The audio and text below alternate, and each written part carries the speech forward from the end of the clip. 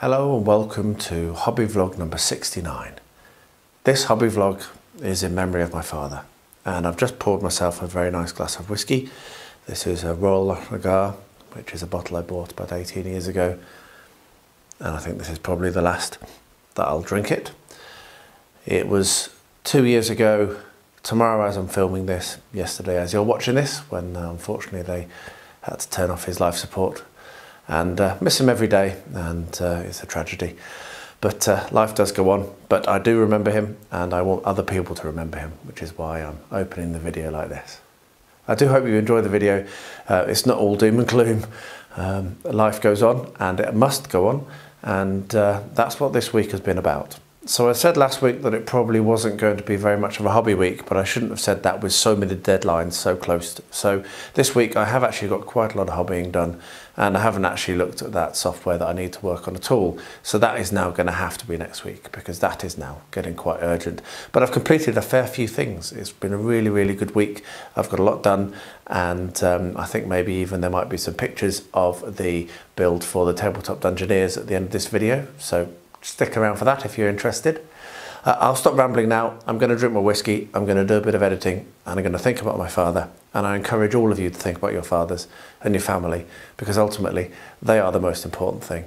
And this hobbying, as important as it is and as fun as it is, family is first. So Sunday morning, and I have some time to hopefully finish tidying this top corridor. It is a complete state. I've got really close to completed though. It won't take me very long, I hope. And as I pan round, you can see around here, there's room 13's door. I'm going to be putting some more of these racks, these shelving attachments up on that bit of wall there. I've started, as you can see, and that'll have more, sorry it's not focusing very well, that will have more of these display units on it. And then on this back wall, this was a temporary intermediary area for tidying, which will now get cleared and all will get put into the games room, which is that door there. So there's a fair bit to do, but hopefully it won't take me all that long. And when I'm done, I have some new shelves which will be going, as I try to pan slowly, going down this wall here on the left. And that will have my mountain of opportunity on it. My idea is that I want to have all of my miniatures that are unpainted out and visible, so that I can go and pick what I want to paint next without having to dig through them. So everything will be put there, and that will then free up some other space for other things, but that's a long, long road I'm going down. First of all, let's just get this room clear. This corridor clear. There we are, that was successful. So the new shelves, new racks are up, as you can see, and I've also done a lot of tidying down the corridor. There's still a bit to do, but that's because it's all going to go onto these shelves or be thrown away. So now that I've got the shelves up, I can do the next stage, which is going to be to put my unpainted miniatures on there. I have got in touch with the guy. I might get some more of these and some extra actual shelves to go on the bottom. As you can see, there's a large gap between the base and the first shelf, because there was only 4 shelves per, and I was expecting there to be 5. So I might get some more, and that will make them a little bit more efficient. But for now, I'm going to start racking up my miniatures and unpainted and unmade terrain boxes, and finish tidying up this top corridor. And it's done-ish. So that is my mountain of opportunity. We have a load of blood and plunder. Let me actually go over and talk you through it. So this is blood and plunder. This is Sarissa, basically, with one bit of foreground. A little bit more Sarissa here, a load of Renedra, some other stuff. These are all basically its and bits of terrain. We have a number of dinosaurs that I want to make. We have Middle Earth, this section here, Middle Earth. Here we have some more terrain sections and bits, which might get moved over to there shortly. We have Gaslands, cars here, and here we have my individual miniatures, things from Creepy Prince and from, I can't remember the name now, it'll come to me in a minute. This is the build I started doing months ago, which was for the Crown Port, that's the name for Crown Port, which is still going, the website, crownport.net, but I've just not focused on it at all, almost forgotten about it. We have Mortal Gods, the game I bought, which I've never played and which has never even been opened, which is just goes to show that you shouldn't buy things in haste. And then Super Fantasy Brawl, which will be coming out. I'll be unboxing that at some point soon, and the video will be coming out for that soon as well.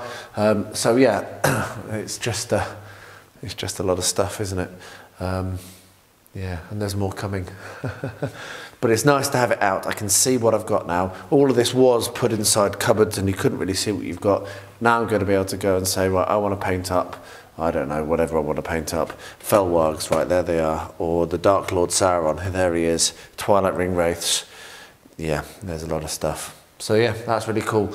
I'm very pleased to have got that done. It's taken a lot longer than I expected it to, and I'm pretty tired now. I didn't get time to have a rest, but hey, it's tidy. So that extra layer of black did the trick, and I'm now happy enough to get started on the dry brushing of the stones. So I have my dark grey and I also have my light grey, and I'm going to just do my normal trick here, so I'm not going to film much of it. I'll just quickly show you. So we'll do a proper dry, like a heavy overbrush of the darker grey. So that will leave the very deepest parts still black, but it's definitely more than a dry brush that I'm going for here, as you can see. And then when that's dry, I will come back and I will do a lighter dry brush of the lighter grey just to pick out the very tops. And it's such a quick process, as you can see. I've almost finished already. But I'll stop filming now and I'll get the rest of it done, and I'll bring you back when I come in for the lighter dry brush, which will be later on this evening probably, after this has all gone off and dried. Such a quick process. I'm going to be substantially pressed, hard for me to say, to finish this in time, but I'm going to give it a go, and even if I don't, at least I'll be very close, and I wanted the display board anyway, so even if I missed the target for the little challenge, doesn't matter, it's only an inspiration. So the next step is going to be making use of some of Luke's modelling compound, which I really like, as regular viewers will know, and I'm going to be making the actual water layer with this. That's my plan, which could screw up completely and waste all the effort as well, so that's another risk. However, the idea is this is going to be quite choppy, so I'm not going to put it on that thick, and I don't want to use lots and lots of water effects, so I will end up using water effects on the top. So what I'm going to do is I'm actually, talking of Luke, I'm actually going to put some blue paint in with the compound, so that it's just like the choppiness and the edges of the waves and what have you that are coming in. Now the water is going to be coming in this direction, so I need to bear that in mind when I'm doing this. And then what I'll be able to do once I've done that is paint it, add some greens and browns and what have you, add some fluff, maybe some more water effects, as I said, on top. The other thing that I'm going to be starting on is I'm going to start to make some trees, because I want some trees up here. That's quite important, I think. And I'm going to do those with air dry clay. And I think I'm going to do those in situ. So I think the first thing I'm going to do is do the modelling compound on the water, and then I'm going to start to build up the trees.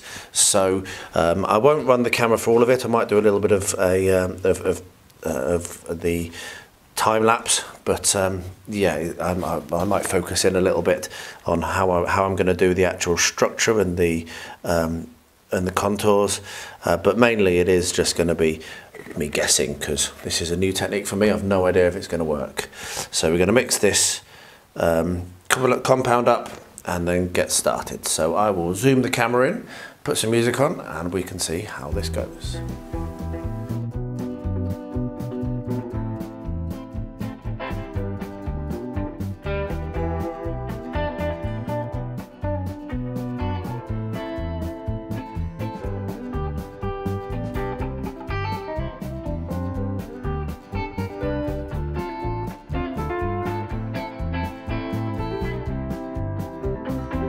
And there we are. That was actually okay, and I'm actually pretty pleased with how it's looking. There's a few bits where I've got the blue on the rock, which I'll be able to touch up, but the choppiness and the action of that water I'm very pleased with. So I can come along with that, dry brush it, add some more colours, and then put the water effects on top with maybe some filament or some like the filler from an old pillow, just to do this froth and spray, and that will look really good. So next up, I'm going to start on the trees. So the final part for this bit of the scatter terrain is to put the sign across this starting gate. And I've gone and printed out the Welcome to Virginia City sign from Herbie. And what I'm going to be doing is I'm going to be cutting this out of this bit of paper and sticking it there, and then cutting some the holes in it as well and making it look good. The first thing I'm going to do before I do any cutting is I'm going to just paste PVA over the top of that, maybe a couple of different coats, just to make it a little bit more hard wearing, and I'll do that on both sides. So I'll get that done. I will clamp this down or clip this down to a board so that it doesn't warp, and then do that now. And then when that's got its coating on and I think it's going to be strong enough, I'll come along, I'll show you, I'll cut it out with the hobby knife, and then we'll glue it on place on the bones, and then it will be done. I've had another of my bright ideas, and it might end up being a stupid idea. So what I've done is I've been up to the hardware shop, our builder's merchant, and confused the hell out of them by buying some of this very expensive quad core armoured cable, which is very expensive and very, very strong. And what I'm going to be doing is I'm going to use this as the core of my trees. So I'm going to cut a length and stick it in, and then build up around it with air dry clay. And I've got some thinner armoured here, which I will use to do some branches. I'm doing it this way because I'm in quite a rush and I haven't got time to do a full twisted core kind of like tree with thin twisted wires. And also, I just want to see whether it works, and that's how I am. So what I'm probably going to do is make at least 2, if not 3 of these. So I'll have one in the corner coming over here, I'll have one here, one here, and one here. And what I might do, if it works very well, is make a second one, have it coming across here. So kind of hanging over and broken. So make that one as well, so make a 5th one. So I'm going to have to get the hacksaw to cut this because it's very, very thick. I mean, you can bend it, but barely. You're not getting through that with anything other than some serious wire cutters or a hacksaw. So I'm going to cut one length of hacksaw and give it a go on that one, and see how it works. And then I'll bring you along for that when I'm working on it, because I do like to show my stupid. My plan for the thinner armoured, which is still nice and solid, but it might actually have been a bit thin. I probably should have got a larger one than that, but never mind. Is to glue it so dig a hole in this, stick it in there, and glue it in with either super glue or maybe with my gator glue, which is really solid and dries very hard, because I will be building up over this with air dry clay, so it doesn't really matter if it bubbles or what have you. So that's the plan. So I'm going to get the hacksaw, cut some length, and I'll bring you along as I start to assemble it.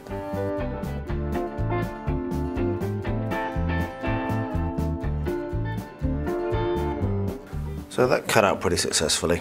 What I'm going to do now, and I've done a little test as you can see, what I'm going to do now is I'm going to show you how I'm going to attach these. So I'm going to gouge out a hole and then glue each of these branches in. And they're going to be quite high up. I'm not going to have them very low down. So all I'm doing is I'm coming in very carefully with my knife and cutting out the outer insulation like so. Trying to be as careful as possible because I don't want to cut myself. And it does cut quite easily. You get through down to the white, and then that can cut out as well, and then you'll reach the metal underneath, which obviously doesn't cut out.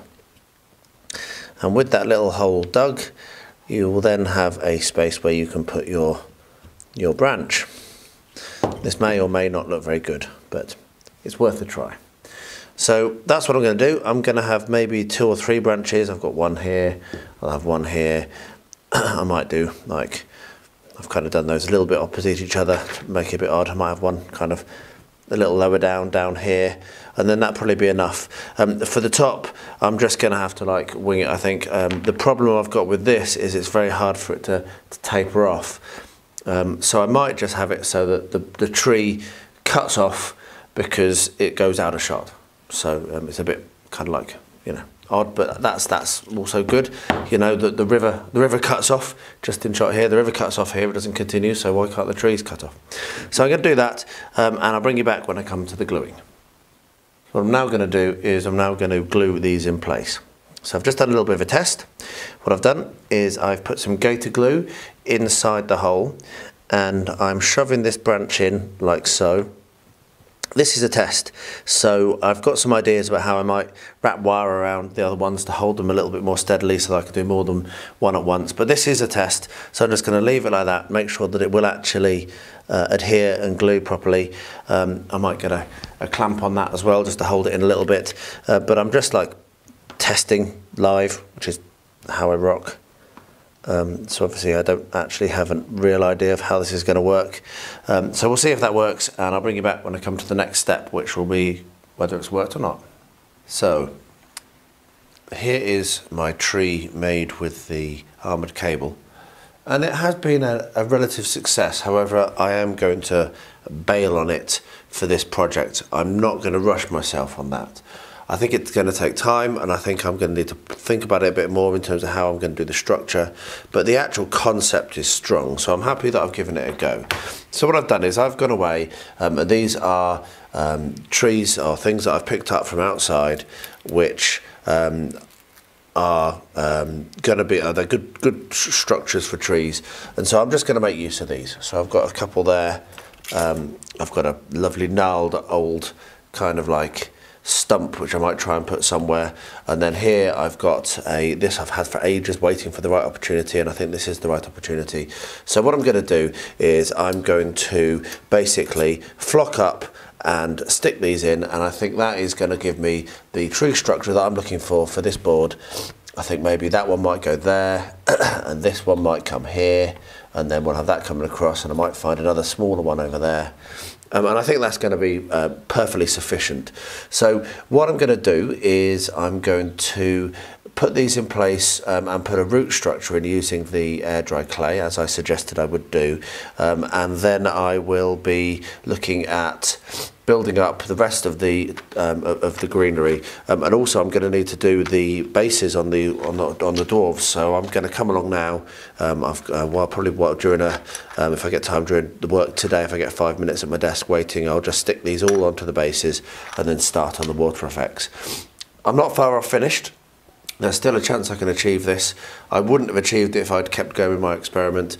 I am going to continue with that experiment at another time. Yeah, I think using these is a better idea. So yeah, I will get that done. I will bring you along for each of those stages. I just wanted to give a quick update on that. And yeah, let's see whether we can get this finished. So let's plant some trees. So as you can see, I've done one. And I'm going to plant this tree here, just there, which is a bit bigger than that one, so it's going to take a little bit more. But basically what I'm doing is, because this is just grout at the moment, I've not added any more texture over the top, it is relatively easy for me to dig out a hole with my bradawl, or with, if you don't have a bradawl, you could carefully use a knife, a hobby knife. So we make a hole roughly where we want to sit it, like that. And then you can push the actual tree in, the branch in, quite nicely, and it will actually hold in place like that. Let me actually focus a little bit more on that there. So there we are. So with that in place and where it wants to be, the next thing I'm going to do is I'm going to come along with some PVA, fill the hole up with PVA basically, not very much, just a little dollop, and then press the tree back in like that. And what we'll do is when we come along with the air dry clay to do the roots, then that will add a little bit more kind of like structure and support for the tree, and it will stay there. So I'll let that dry. While we're here, we'll glue actually no, we're not going to glue that one in place, I've just thought, because I'm going to need to work on the water underneath, aren't I? So we can leave this one to one side for now, and then either rest it in place, don't actually bother sticking it down because this is a diorama, so I can do that, or maybe I will stick it in place, I'm not sure. But I won't put that in just yet because I need to be able to get to the water to do the white water and the water effects and the splashes, and also clean up the rocks a bit that have blue on them. So yeah, I'm happy with the experiment I did with that other tree, but I think that these are definitely going to look better. As you can see, I've started to assemble or put together the miniatures onto their bases, and what I've done is I've just come along to try to set them into the holes, and I've found that There is a little bit of overlap where some of the water effect has actually gotten over the top of the hole, which is not what I want really. I want this to be quite easy to put in and out. So I'm going to shout out once again to Quinion from Quinion's Budget Crafts for recommending this Tack Life rotary tool, which is just becoming absolute staple of my hobbying. And what I'm going to do, I'll put a little sander on it. It's basically is like a Dremel, but it's just lighter and it doesn't run as fast and it's easier to use. Still use a Dremel all the time, obviously, but for these sorts of things, this is perfect.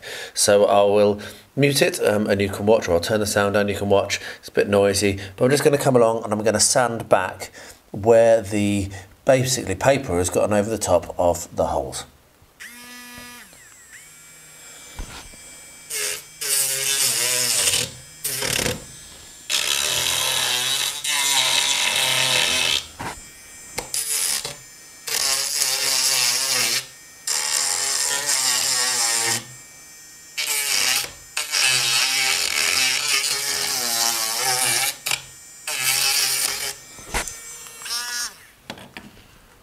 There we are. I'll do the rest without the camera running, but now you can see that Thorin sits in nicely, whereas before he was struggling to fit, though he was in that one with it. Whatever, he does fit in nicely now.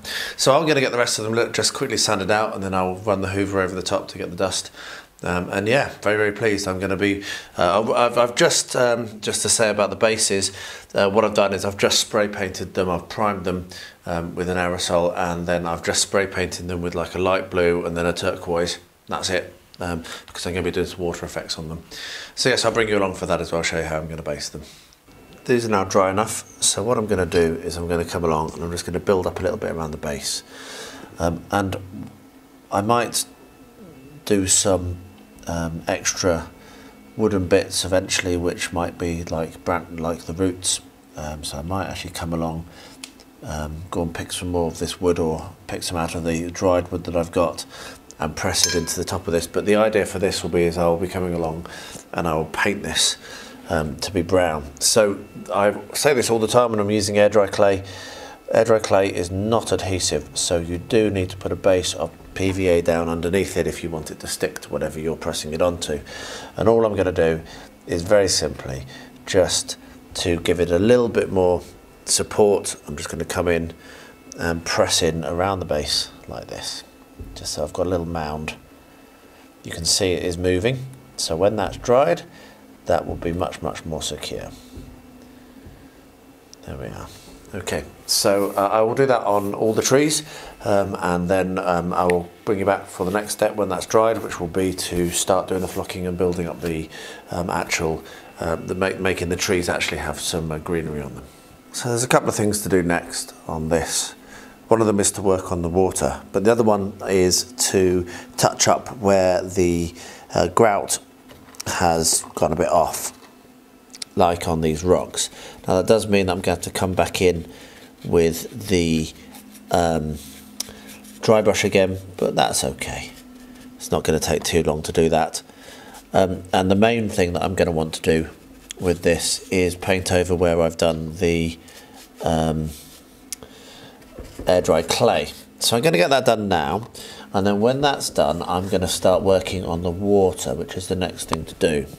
And that's going to involve some dry brushing with various colours, greens and whites and what have you, all that stuff, just to make it a bit more watery than just blue, because while water can have a blue element, especially cold water like this, it isn't blue, is it?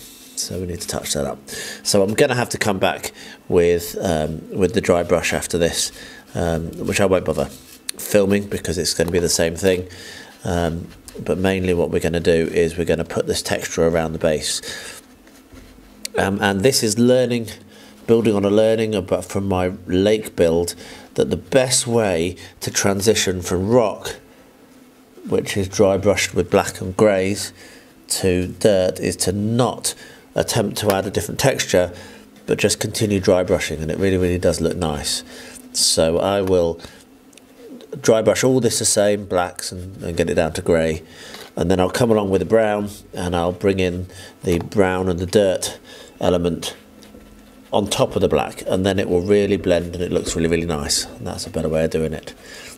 So there we are. So that's basically touched everything up, I will save this grout mix and come back, and if I need to do another coat I can.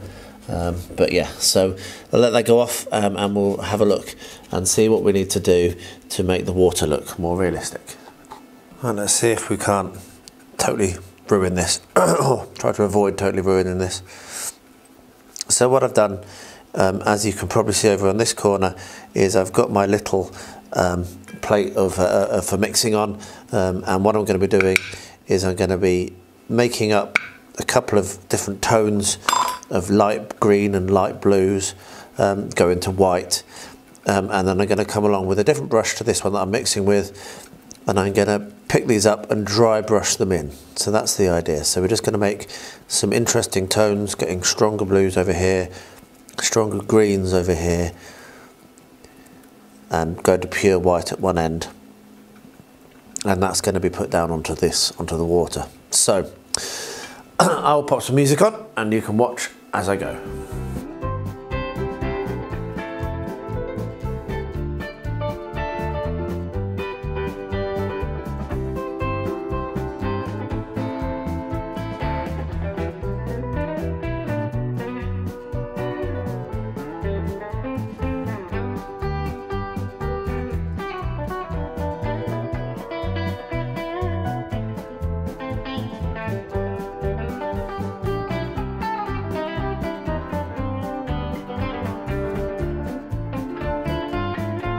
Now, I really like using real materials like branches, but this is very, very delicate, and so this could not work.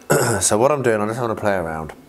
This is actually for I think it's for plastering. I think it's for roughing up and applying texture to plastering, and it's a really strong, good green mesh, which, as you can see, can be set onto the tree, and I think it looks okay. And I think that with a spritz of some glue and some extra flock on that after it's dried, I think it will look really, really nice. So all I'm doing is I'm tearing it off in thin strips, as thin as I can get actually, so a bit thinner than that even. There we are. And then separating out a little bit, so a little bit like you do when you're working with coconut coir, and then it just sits on. And what I will be doing is, I'm just like playing with it at the moment, but what I'll probably do is I'll probably come along and put some PVA in and then press it on, and it will probably leave it overnight or for a little while to dry, and then I'll come along and do the final touches. But I think that is going to be enough for what I want. It's certainly looks like dense foliage to me. I need to do a little bit lower, but I think that's not far off how I want it to look. So I'm going to do that on all the trees, and I'll bring you back and show you the next step when I get to it. So I made a start using PVA and it just didn't work. So I've had to sadly rely on hot glue, which I don't like, but it is what it is. The problem was that the PVA is just not going to set fast enough for it to hold, whereas the hot glue, as annoying as it is, does set fast enough and does hold. So I'm just going along now very, very carefully with the hot glue gun and sticking them on, and I have my bin right down here. Right down here next to me, so that when I get all the stringiness on my hands, I can get rid of it straight in the bin and it's not cluttering up the build. But this is not going to be a quick process, so I'm going to carry on. I'm going to try and get this tree done tonight. I wanted to be in bed ages ago, but hey, I'd want to get this done, so I'm going to get this tree done tonight, and then I'll do the other two tomorrow. But because it's been done with the hot glue gun, at least it's going to be pretty much set straight away, and I can come along and I can do the next stage sooner. The sign has been printed out and is here.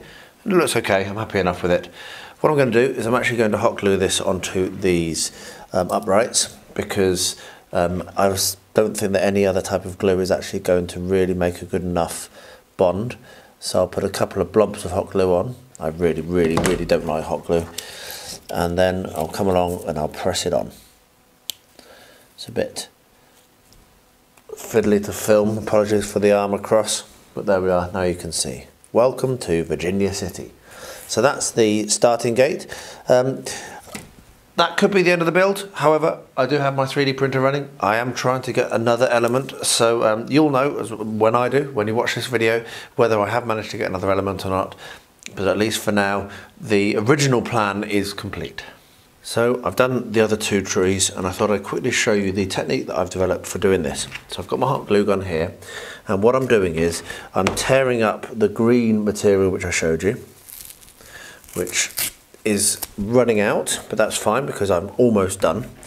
And then the big thing that I've worked out is if I apply the hot glue to the green material, it makes it a lot easier to then press in place. Gives you a little bit more working time than panicking about it dripping off of the branches or what have you. So that's the biggest kind of like change in how I've been working since I've been doing this. I've been learning as I go, as I often do. So apply your glue to the material and you'll find that you get that stuck down and be able to position it a lot more accurately.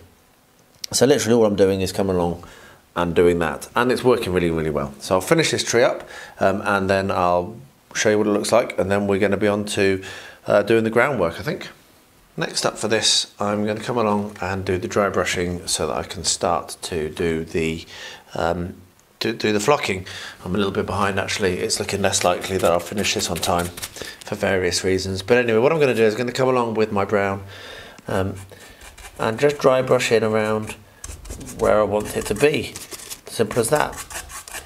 So if I wanted to have this be a little bit kind of like dirty rather than rocky, I'll take most of the brown off and come along and do that. And you can see it just gives enough of a colour rather than coming in and painting it or whatever. You can then blend it in so that in the centre it's very, very, very brown, and towards the edges it's not, and that is a much, much more natural look than attempting to add a different texture, as you can see. So I'm going to do that where I want to have dirt showing through, just like this. It's quite a heavy dry brush. So I'll get this done, and then we're going to come along with phlox and with clump foliage and with various other greenery, and we're going to make it pop. And if I can get this done for tomorrow, then I'll be very, very happy, because yeah, I'd like to finish it in time for the deadline. But either way, I'm pleased to have done it.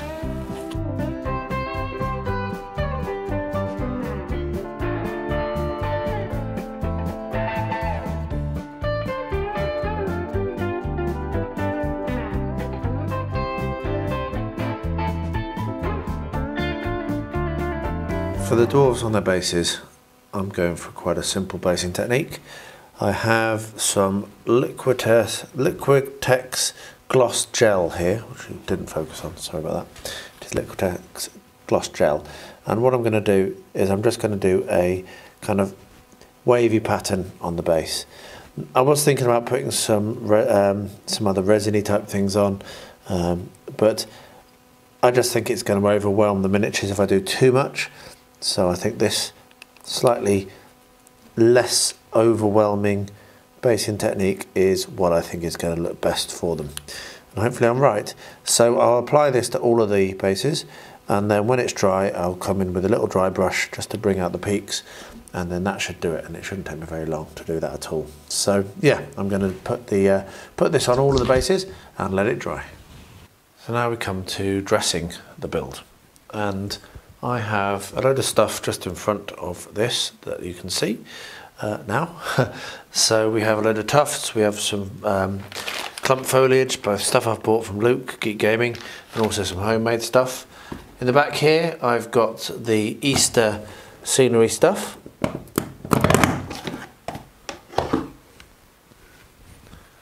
Like that, which makes really, really good bushes.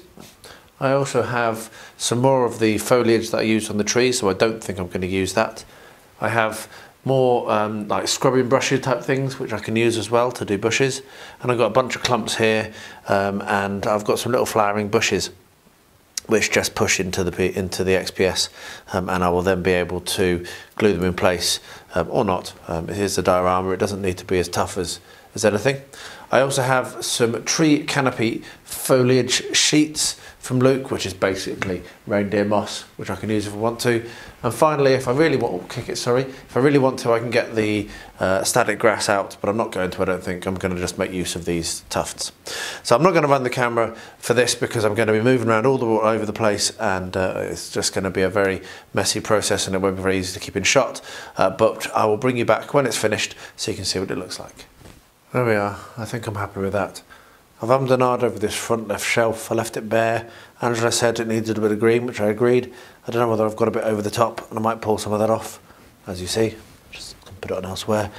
I do quite like that being quite bare, but I do also think that having a bit of mossiness does add to it. Excuse me, still got a frog in my throat from that cold. So yeah, so you can see I've used a lot of the Easter greenery, which is cool actually, because I've had that for ages. I've never really used it extensively, but it's worked really, really well for that knotted, mangled, kind of gnarled effect that I'm looking for in here. I've also stuck this in, so it's got PVA front and back. Hopefully it's going to be okay. But this is a diorama which is going to stay on our shelf. So another benefit, this is very, very difficult to get to solidify, and I wouldn't really use it on a gaming piece, I don't think, very much, because it just falls off. The thing I'm most impressed about, funnily enough, is the trees. They really have just turned out really well. Let me just quickly change the angle slightly. I'm just so pleased with how they've come out. They just look perfect, which is amazing to me because it was a complete and utter fluke. But you can't knock that, I suppose. So now we are really, really close. All I'm waiting for now are the miniatures. I've done all the bases on the miniatures apart from a little dry brush. They'll dry tonight, and hopefully tomorrow I'll be able to pop them in place and then complete this, and it will be done on time, which is completely and utterly amazing. I did not expect to do that. The 3D printer has been working almost non-stop and has printed out everything that Quinn designed for me for the house, which is going to go on this Gaslands build. I had a failed print which actually ended up causing more problems than I realised, but I'll go into that in another video. But that caused this slippage, so I had to print that part again. This here is the garage, this here is the main building. The main building still needs some curing time, it's still a little bit kind of uncured. So what I'm going to do tonight is just clip out all these parts here, glue them together, and then get ready for priming and painting. If I can get the whole thing together, that'd be brilliant, but I'm very, very tight on the deadline now. It is the 26th of February. I think this is probably going to need to sit in the sun for most of the day tomorrow. I might be able to get that glued together tomorrow night, and then maybe I'll get some time on Sunday and actually get it finished, but I'm not sure. But at the end of the day, I'm really, really happy. Quinn did a fantastic job sculpting this for me. Really, really cool, and it's going to work really well as a Flintstones house. So I'm going to get these clipped up, I'm not going to film it, and glued together, and then I'll bring you along to show you how I plan on painting them. And so we are at the final step of this build, which is pretty incredible. What I've got to do, I've just got some normal white house paint, which possibly isn't the right thing to use, but I've got a little bit of it on the lid, which is my preferred way of accessing paint. It's far less likely to spill and get knocked all over the place when you only have it on the lid. And what I'm going to do is I've just got an old brush, and I'm just going to come along and kind of dry brush over the top of the water effects that I've put around the base, just to bring out those peaks and to make it look a little bit more white watery. Hopefully it will work.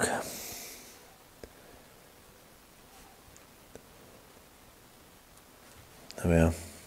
So just something really, really basic like that. So I'm going to do that on all these, and then I think we're done. I will then do a quick show of what it looks like with the miniatures in place. And there we have it, finished. That's amazing, can't believe I did that in a couple of weeks with everything else that's going on as well. And that's just amazing. I'm really, really pleased. I'm really pleased with how the water came out. I was expecting to spend a lot of time with like silicone and maybe holofill fibre and stuff just to get froth and what have you, but that really simple method of doing it with blue paint mixed into the modelling compound and then like greens and blues and whites to do the dry brush and the overbrush has really brought out a maelstrom type water. I'm going to remember that and use that again. Very, very happy. Let me adjust the camera and zoom right in on it so you can see. I'm going to have to stop filming in a second because the battery's running out as well, but you can see just what a beautiful result that is. So I'll quickly swap the battery pack and I'll come back and we'll have a look at the undergrowth. The undergrowth has worked really well as well, so let's zoom in on that. You can see it's nice and varied, It's not boring one colour, but also I don't think it's overwhelming. So there's some nice tangles here around where the fallen down log is. Then it gets a little bit sparser again until you come to underneath the tree. And while we're at it, I'm really pleased with how the trees have turned out as well. I think they look really, really nice. They've got a nice tone to them, a nice colour, and they've got enough variation. I don't think they needed any more than what they did. So down, if we come down the front, if this can now please adjust its, there we are, ISO. You can see that I did put a little bit more on that end rocky section, but not very much, just to give a little bit of colour. And then we have more greenery coming along the front. And yeah, I'm just really pleased overall with how the entire diorama looks. It's going to look really, really nice as a shelf diorama just outside room 13, which is where it's going to go once I've put the brackets up. And it shows off those lovely miniatures. And I've really enjoyed the build. So thank you very much, Heroic Highlights, for the inspiration and encouraging me to do a build I've been planning for a while and just hadn't got to. I think I'm really pleased with it. So I will be putting it into the little challenges running, but I have no expectation of winning anything. There's some superb, fantastic entries. So whenever you're watching this, jump onto Instagram and search for Diorama Comp 2021. I will attempt to remember to put it in the description below so that you can find that and have a look at what the entries are, because there are some absolute stonkers in there, some very talented people. So there we are. That is the Barrels Out of Bond diorama done. Rosie's Railway has taken a little bit of a back seat this week with everything else that's been going on. However, I have still been considering it, and I think that I'm going to just do a little bit more now just to get it back on track, and maybe I can carry on next week doing Rosie's Railroad as well as the other stuff that's non-hobby related. So what I'm going to work on is finishing off the buildings for the farm. I've just purchased and downloaded and printed the red roof tiles from Railway Scenics, which is what I'm going to use for the roof. I will probably glue that to some card, but I'll probably do that not now. Because I'm a bit battered and I want to actually go to bed. But what I am going to do now is I'm going to put the ridges in for the roofs, so that can dry overnight, and then I can get to the actual sticking the roof on next. So, excuse me, still got a cough. So what I've got here is a very thin bit of balsa, and I'm going to grab myself a pencil. There we are, so I've got a pencil, and I'm going to mark and cut and then glue this in place, just using super glue for now. And I'll glue it in place so that it is actually an apex. So I've got the measurement there, so I can very carefully cut this with a sharp knife. There we are. And then what I'll do is I'll put a dab of super glue at one end and at the other.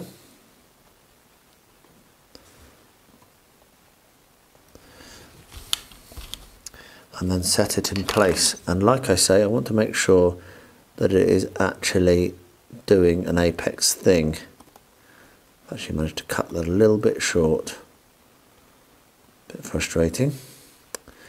But I'll hold it in place and that'll be fine. So that's actually going to be with the ridge at the top, if you can see. So I will hold that to dry, to set, which hopefully won't take too long. Super glue is normally very quick with wood. And then what I'll do is I'll do the same technique on the side bit of this house and also along the top of the barn, and then I'll leave them to dry and go to bed. So yeah, there we are. A little bit of progress on Rosie's Railway. I left these in the sun all day yesterday and they are now cured. Can't wait for my curing station to arrive. So what I'm now going to do is come along and clean them up. So that's going to involve this, because I'm going to be doing some sanding. Going to take off all these nubs, sand it all down, and then glue it together. Now, one thing that I do have to do, which is quite a lot of sanding, this is the roof of the garage, which I have glued together. Oops, I have glued the base together, as you can see. Looks nice, a little bit of filling needs to be done. This is clearly not going to be finished in time for entering into the challenge, but whatever, I'm still going to do it because it's still cool. But you can see that has a bit of sanding needed before I can really glue it together. So I'm going to sit and tidy that up. I'm not going to film it because I'm going to have my mask on, and I'll bring you along to show you what it looks like once I've got it all cleaned up and I'm ready to glue. So I've cleaned those up with a knife, and I've just tried to glue the roof sections together, and I am going to have to get the sanding paper out, which is going to have to be done later, not now, because it's yeah, it's middle of the night. I'm up early. However, the house is glued together very, very nicely, and I'm very, very pleased with that. So I've got the two buildings glued. There's a little bit of filling needed to be done on both, which I'll do using Milliput. And what I'm going to need to do is just get a sanding paper, and you can see that there is too much of a gap there ready for me to glue. So I just need to take that middle ridge out on both of these, however that's happened, and that will then glue nicely. So I'll get that done. So wear a mask when you're sanding down resin of any sort, or actually when you're sanding anything, wear a mask, because yeah, it can get in your lungs. It's not very good. So yeah, so I'll get that sanded and glued together, and then we'll look at the filling. I'm really loving these. Thanks, Quinn, for making them. You're a star. They're a really, really cool model. Well, there we are.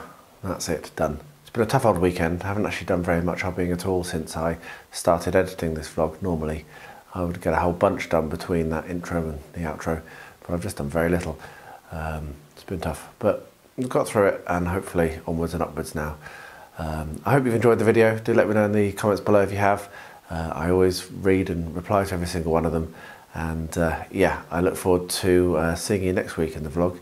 And with the content I've got coming this week, I really hope that you'll enjoy it. I'm doing a live stream tonight with Quinian from Quinian's Budget of Crafts, and the Professor, who is also a member of the Tabletop Dungeoneers Discord. Come and join us this evening. It's going to be 9 PM UK time, whatever that translates to in your region, I'm not sure. I know that I have watchers from all over the world, but it'd be wonderful to welcome all of you along.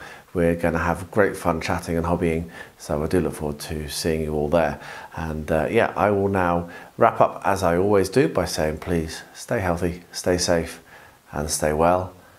And out of the ordinary, here are some pictures of the Tabletop Dungeoneers build, which I finished as well this week. I didn't quite have such a monotonistic week as this vlog has made it look, because I've also finished that and the Battle Games Middle Earth video, so I've been doing quite a lot of stuff that hasn't made this video. But here are some pictures, and I hope that you enjoy them, and take care.